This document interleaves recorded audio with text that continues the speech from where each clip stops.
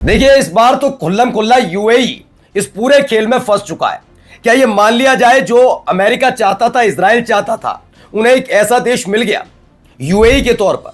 लेकिन यूएई अगर कुछ करने की सोच रहा है, खुद इस पूरे मिडिल ईस्ट के अंदर ईरान के खिलाफ खड़ा होने की कोशिश कर रहा है, तो क्या उसके साथ बाकी खाड़ी देश हैं? दरअसल इसी से जुड़ी एक बहुत इंटरेस्टिंग और जबरदस्त खबर निकलकर सामने आई। जिम्मेदारी यूएई को दी गई कि तुम एक काम करो, खुद को पीड़ित दिखाकर, ईरान को विलेन दिखाकर तमाम खाड़ी देशों को तैयार करो, क्योंकि इजराइल और अमेरिका की बात ये देश ऐसे नहीं माने, क्योंकि इनके नागरिक अमेरिका की करतूतें और इजराइल की हरकतें जानते हैं। तो यूएई यही करने में लगा था। उसने एक प्रपोजल लाया कि हमें स्ट्रेट ऑफ हॉर्मूज की जरूरत ही नहीं, हम पाइपलाइन बिछवा लेते हैं, और सुनो, एक काम करते हैं, ईरान पर अटैक करते हैं हम सब मिलकर। आपको दिखाऊंगा सारे देशों ने उसे क्या जवाब दिया। सिर्फ यही खबर नहीं, खबर दिखाऊंगा कि नेतन्याहू के मंत्री को जबरदस्त लताड़ इसी बीच खाड़ी देश ने लगाई। ये खाड़ी देश है जिसने लताड़ा है पूरी तरीके से।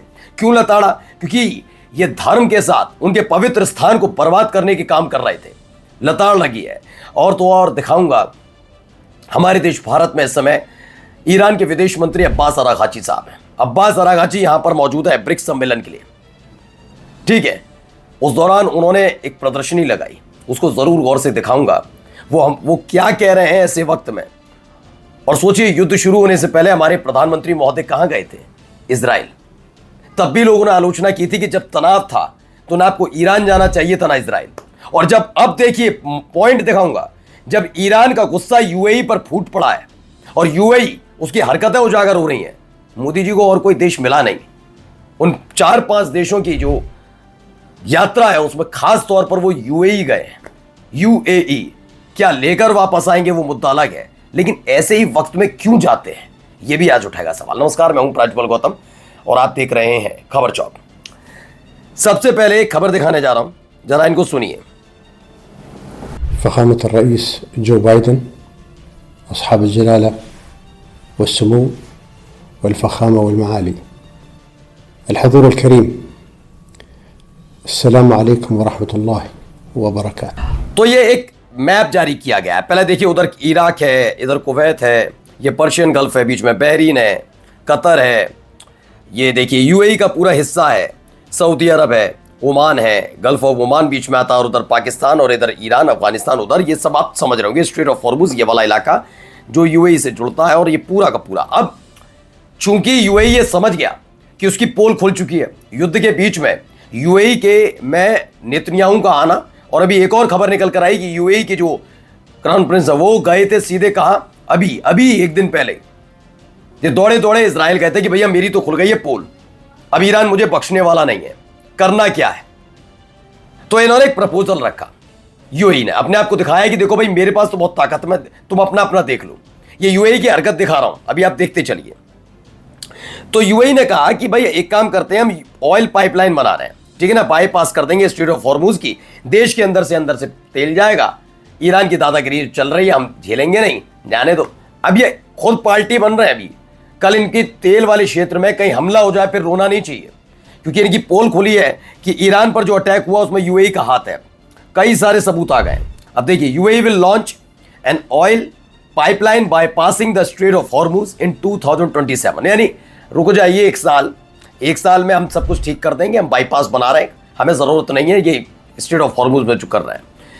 ये क्यों किया गया? जिससे आसपास के जो देश हैं, ये सऊदी अरब है, सऊदी अरब इसकी बात में आ जाए कि यूएई की कि हाँ ठीक, तो तुम कर ही रहे हो, हम भी ऐसे ही करते हैं, तुम हमारा साथ दो, क्योंकि हमारा ये वाला इलाका तो नहीं मिलता। लिए हूती लड़ाकों ने बड़ा परेशान कर रखा हमें, तो हम इधर से कुवैत भी कहेगा कि हम सऊदी अरब के और रास्ते होते हुए हम सब एकजुट हैं और ईरान पर अटैक करेंगे। ये प्लान तैयार किया गया, लेकिन ये प्लान पहले से लोग जानते हैं।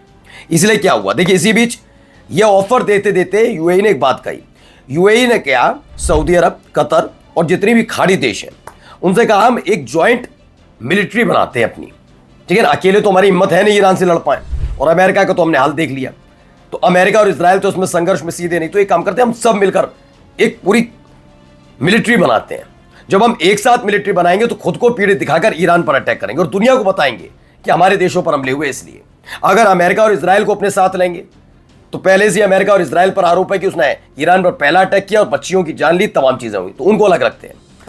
इसमें रिस्पॉन्स आया कि भैया कहा गया कि ईरान के खिलाफ एक युद्ध छेड़ते हैं। Sheikh Mohammed bin Zayed personally called Mohammed bin Salman and other leaders. खबर यह है नन एग्री टू पार्टिसिपेट। ये बड़ी खबर, ये ऐसी नहीं है हवा में। खबर यह है कि सबने मना कर दिया, नहीं हम नहीं है तुम्हारी इस हरकत पे, तुम बिल्कुल अमेरिका वाली तर्ज पे जा रहे हो। अमेरिका ने क्या सिखा दिया तुम्हें? दरअसल खबर यह थी कि भाई साहब दौड़े दौड़े अभी इजराइल गए जब इनकी पोल खुली कि इन्होंने अपने यहाँ नेतन्याहू को और आईटीएफ को शरण दी थी जब अटैक कर रहा था ईरान मिलिट्री बेस पर, दूतावास पर यूएई पे, तब आयरन डोम, आईडीएफ और बहुत सारी मोसाद एजेंट वगैरह सब यहाँ पर आए थे, मोसाद के चीफ वगैरह। तो ये दौड़े दौड़े गए भाई, मेरी तो पोल खुल के करना क्या है। ये ऑफर लेकर आए कि ऐसा करो, तुम पीड़ित दिखाओ और अपने साथ लाओ। सबने मना कर दिया। उल्टा कतर ने क्या किया? Qatar condemn Israeli Ben Gvir's storming of Al Aqsa mosque complex. यह आदमी वैसे भी नफरती है, ये जब भी इसे मौका मिलता है ये इस मस्जिद में जाता है जो पवित्र मानी जाती है मुसलमानों के लिए, वहां जाके बदतमीजी करके आता है। कतर ने इसे लताड़ लगा दी, ये हरकतें करना बंद कर दो।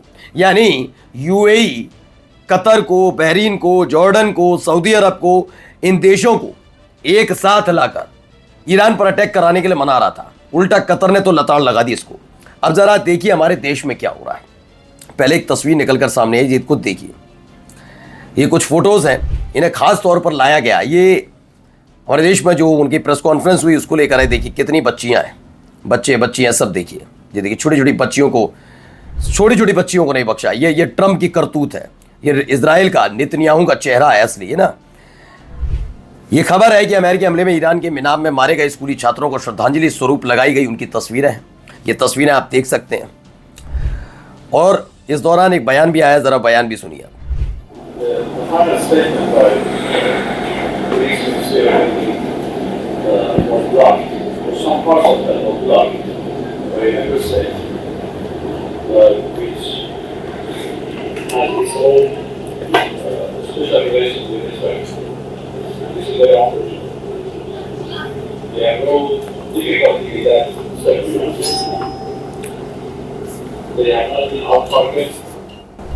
तो ये पूरा बता रहे हैं इजराइल और यूएई के बीच का जो कनेक्शन है। यूएई को लेकर नाराज है ईरान इस समय, क्योंकि यूएई की भूमिका इसमें नजर आई है।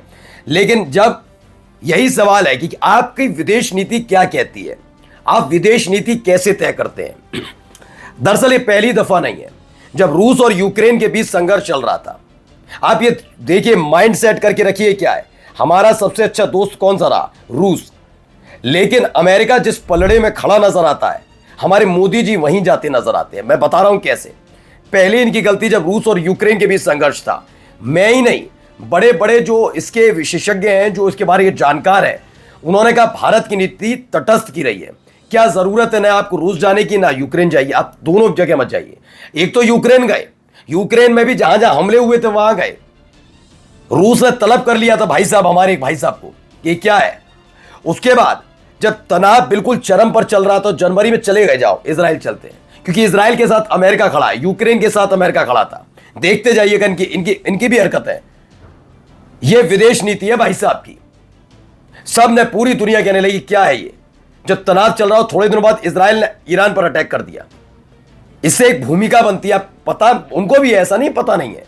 अब जब इस पूरे खेल में विलेन कौन है, नया नाम क्या निकल कर आ रहा, बार बार यूएई। 3 दिन से मैं लगातार बता रहा हूं यूएई को लेकर ईरान नाराज है, और विदेश मंत्री जो अब्बास अरागाची ने हमारे देश में बैठकर ये बात बोल दी। तो आप अंदाजा लगाइए, हमारे देश एक झंडा भी लगा हमारे देश का, हमारे देश के अंदर बैठकर वो प्रेस कॉन्फ्रेंस कर रहे हैं। हमारे वाले भाई साहब क्या कर रहे हैं, उसी यूएई में गए हैं, देखिए मुस्कुराते वो चेहरा। अभी विदेश नीति ठीक करें, अभी बस यूएई से अभी संबंध ठीक करने हैं। मैं ही नहीं कह रहा ईरान जाइए, लेकिन आप कर क्या रहे हैं, आपको अभी जाना जरूरी है। यूक्रेन तभी जाएंगे, इजराइल तभी जाएंगे, यूएई तभी जाएंगे। आप समझ नहीं पा रहे हमारे देश को कहां ला खड़ा ये ट्रम्प खड़ा करना चाहता है, और ये खड़ा कर रहे हैं। इन्हों ये समझ में नहीं आता क्या करना है क्या नहीं। इसीलिए एक एक नीति तरह सोच समझ कर बनाई जाती है। एक एक ट्रिप, एक एक कदम बहुत जरूरी होता है जब सामरिक यानी कि वैश्विक स्तर पर आप कोई कदम उठाते हैं। नमस्कार।